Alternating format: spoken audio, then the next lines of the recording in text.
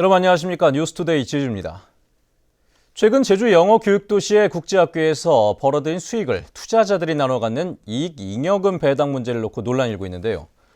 원희룡 지사도 정부에 반대 의견을 제출했던 것으로 확인돼 논란이 커지고 있습니다. 현재훈 기자입니다. 지난해 8월 정부는 제주특별법 개정안에 담을 5단계 제도 개선안을 심의하기 위한 서면 회의를 열었습니다. 원희룡 지사는 국제학교의 이익잉여금 배당에 반대한다는 의견서를 제출했고 결국 이 내용은 개정안에 포함되지 않았습니다. 이익잉여금 배당은 도의 동의를 받지 못했기 때문에 충분한 공론화를 거쳐 차기 즉 6단계 제도 개선에 추진할 필요가 있다는 게 원 지사의 의견이었습니다. 하지만 정부가 지난달 이익잉여금 배당을 다시 추진하자 제주도청 간부 공무원들은 여러 차례 공개석상에서 사견임을 전제로 찬성 입장을 밝혀왔습니다. 이미 국제학교를 유치하는 것으로 계획이 되어 있고 하기 때문에 또한 이 부분은 민간이 투자 유치를 통해서 설립하는 그런 계획으로 되어 있어서 어떻든 제한적이나마 이런 어떤 이익에 대한 회수를 부분적으로 허용하는 것이 불가피하지 않느냐. 이 때문에 도지사가 반대 입장을 정부에 공식 제출한 지 불과 8개월 만에 공론화 과정도 없이 제주도가 은근슬쩍 입장을 바꾸려 한다는 논란이 일고 있습니다. 정부 안으로 좀 일방적으로 추진한다는데 큰 문제가 있고 도에서도 이런 부분에 대해서 심각하게 문제 제기를 해야 됨에도 불구하고 좀 약간 방관한 지점이 있다고 보여집니다.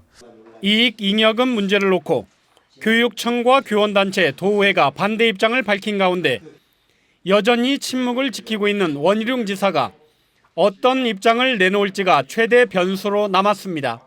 MBC 뉴스 현재훈입니다.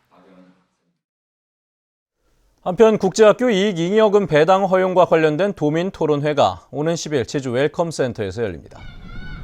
국토교통부가 주최하는 이번 토론회에는 국토부와 제주도, 교육청과 JDC, 도의회와 시민단체 관계자 등이 참석해 정부의 입법 예고안을 놓고 토론을 벌이게 됩니다. 제주도는 토론회에서 나온 의견들을 검토해 입법 단계에 반영되도록 협의하겠다고 밝혔습니다. 서귀포시내 한 어린이집에서 횡령 의혹이 제기됐습니다. 원장이 보육교사 이름으로 몰래 통장을 만들어 수당을 가로챘다는 건데 경찰이 수사에 착수했습니다. 김현선 기자의 보도입니다. 서귀포시내 한 어린이집 보육교사로 근무했던 오모 씨. 최근 오 씨는 자신도 모르는 자신 명의의 은행 계좌를 발견했습니다. 평소 제가 쓰는 서명이랑은 아주 다르게 이름으로 또박또박 이름으로 써놨고 그리고 주소도 다르고. 해당 계좌의 거래 내역서입니다. 지난 2013년 4월부터 2년간 매달 서귀포시로부터 30여만 원이 입금된 기록이 담겨 있습니다. 행정기관이 보육교사에게 직접 지급하는 능력 향상비와 근무 환경 개선비 등 각종 수당이 이 계좌로 입금된 뒤 곧바로 인출된 것입니다. 하지만 오 씨는 이 같은 수당을 한 번도 받은 적이 없다고 이야기합니다. 선생님 여기 다니면서 월급 얼마입니다. 120만 원입니다. 수당 자체는 아예 모르고 얘기도 없었고. 계좌가 개설된 은행을 찾아 본인 모르게 계좌가 개설된 이유를 물었지만 모른다는 답변만 돌아옵니다. 그걸 모르겠어요. 그 직원이 그 상황이라든가 그때 당시에 그 직원들 얘기 아무도 없습니다. 결국 오 씨는 어린이집을 찾아가 이 같은 사실을 항의했고 원장이 통장을 만들어 수당을 받아온 사실을 확인했습니다. 해당 어린이집 원장은 본인으로부터 동의를 받았다고 주장하고 있지만 뚜렷한 증거는 제시하지 않고 있는 상황. 경찰은 오 씨가 어린이집 원장을 문서 위조와 사기 혐의로 고소함에 따라 본격적인 수사에 착수할 예정입니다. MBC 뉴스 김현선입니다. 세계적인 생태계의 보고인 곶자왈이 소나무 재선충병 방제 작업 때문에 몸살을 앓고 있습니다. 마구잡이로 나무를 베어내다 희귀식물까지 사라지자 지역 주민들이 방제 작업을 중단하라며 반발하고 있습니다. 김천년 기자의 보도입니다. 수십 종의 희귀식물이 서식해 세계 첫 람사르 시범 마을이 된 조천읍 동백동산. 산책로 양옆으로 넓은 길이 뚫렸고 밑동을 드러낸 소나무와 잘려나간 동백나무가 수북합니다. 제선충에 감염된 소나무를 베어낸다며 중장비가 드나들면서 생긴 길입니다. 소나무 하나 방지하기 위해서 그 밑에 자라는 모든 식생들이 지금 파괴되고 있습니다. 지금 현장에서 보시는 바와 같이 이렇게 식생이 파괴되고 복원이 안 되면 보호할 가치가 없다고 보여집니다. 집안이 약한 곳은 아예 물 웅덩이가 됐고 돌담은 군데군데 사라졌습니다. 이곳은 1년 전 마을 학생들과 주민들이 세계적으로도 희귀종인 제주 고사리삼을 복원한 곳입니다. 하지만 중장비들이 다니면서 이 일대는 말 그대로 쑥대밭이 됐습니다. 제주시는 최근 한 달 동안 동백동산에서 제선충에 감염된 소나무 900그루를 제거했습니다.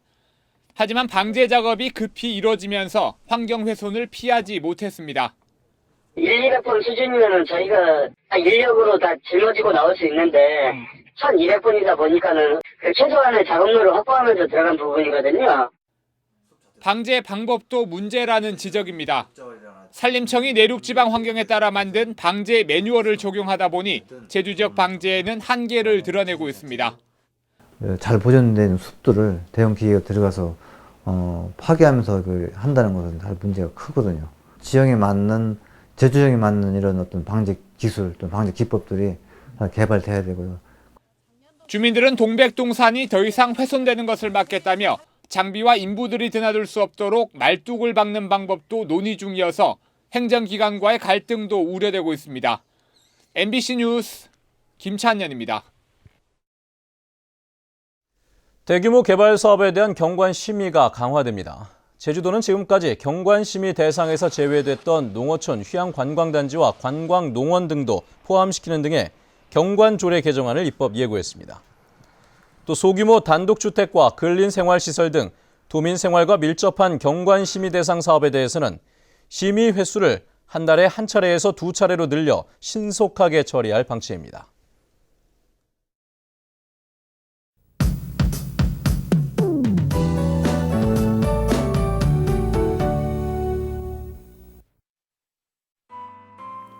네, 오늘도 출근길 옷차림 따뜻하게 하셔야겠습니다. 어제보다 기온이 약간 더 낮은 가운데 낮에도 꽤 서늘하겠는데요.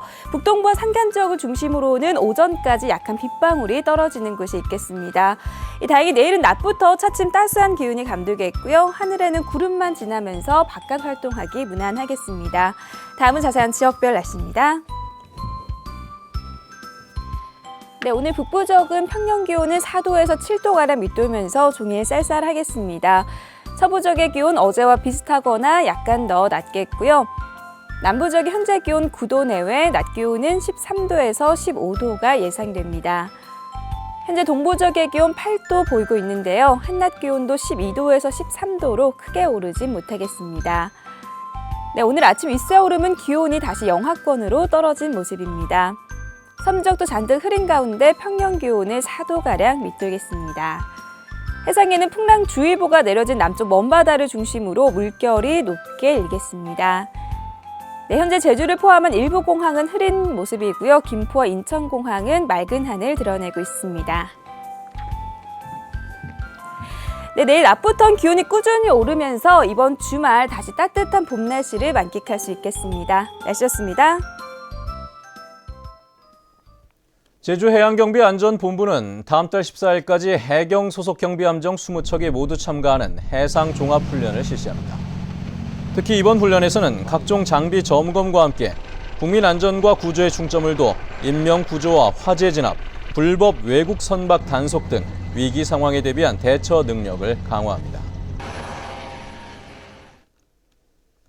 제주형 다목적 소방 헬기 도입이 본격적으로 추진됩니다.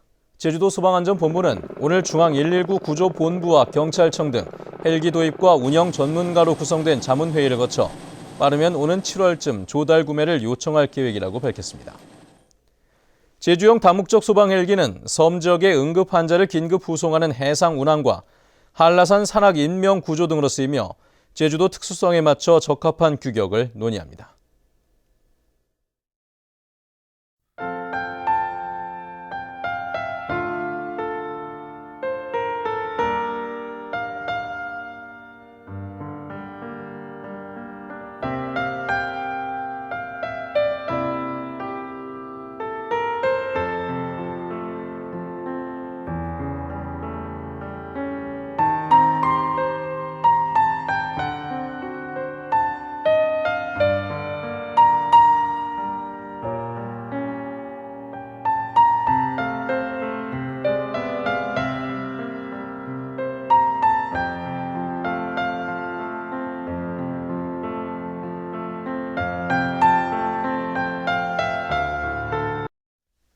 네, 뉴스투데이 제주를 마칩니다. 시청해주신 여러분 고맙습니다.